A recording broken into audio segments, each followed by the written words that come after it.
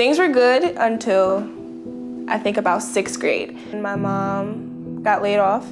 I was home alone from 3 to 8, 9. My grandma was working 2 jobs, trying to, pay both of our rents, and it was really hard because I was alone.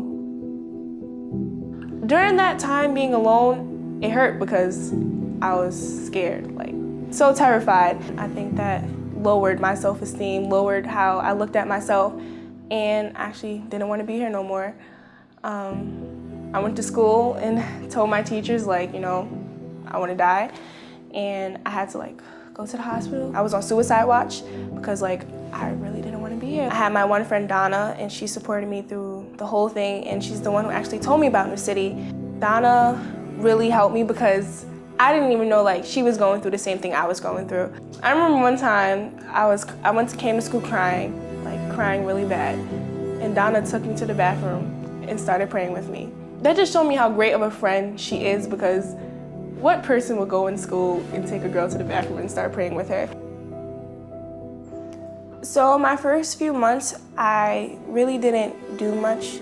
I just went to work, but I forgot how you guys presented worship team. I think you guys showed us a video, and I was like, I want to do that. So I went to the audition, I made it, and that was my opening for New City. Well, for me to come out in New City. I remember one time we sung at Times Square Church, and after we led worship, the pastor preached, and it was the time to come up to the altar for people who wanted to surrender themselves to God, and me and Donna both went up there.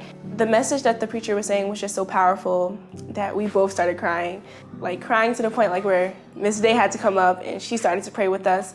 Having Donna there by my side, and we were both going through that, and we both were crying. We both got saved together. I felt like me and Donna really had a connection, and she was my connection to actually opening up. So coming to New City, I didn't see what people saw in me.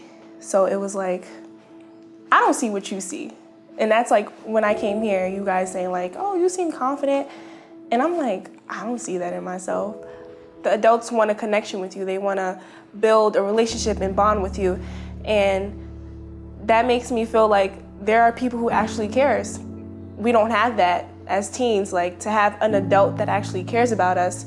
Miss Sarah, she is the one mentoring me, so that's my one-on-one. I go see her every month. And Sarah will always say this one thing, and it would be, I'm the apple of God's eye. That no matter what I do, he will always love me, and I'm still the same in his eyes. So that always stood out to me, because every time I would go to her, she'll tell me that same thing, to the point where it's drilled in my head. That's when I think I started to realize maybe I am the apple of God's eye. Maybe despite whatever I do, he still loves me. Whatever I go through, he's gonna be there for me. That's the moment that I realized that I had to lay aside the things that were hindering me from going in God, in my relationship with God, because it was stopping me from seeing my self-worth. I had this one student, Fady. He'll come into class upset every day. I didn't want to see him upset, so I, sat by him and I started to talk to him, and he opened up to me and told me what he was going through in school. He was being bullied, kids was saying horrible things to him. He really didn't see himself, he believed those things that the kids were calling him. And that hurt me because I seen so much in Fady that he didn't see in himself, and it made me think about myself, because that's how I am. I would help him, give him advice on everything, because what he was going through, I was going through when I was his age. So I really wanted to help him through that, and I felt like me and Fady built a connection. At the end of the year, he wrote me a letter, and he told me how much I helped him, and he was you're my sister, and how he loves me, and how he really is grateful that I listened to him and actually gave him the advice he needed, because he didn't want to be here no more. He was just over it. But we're all gonna go through things, and I had to tell him that you have to just push through and not care about what people say.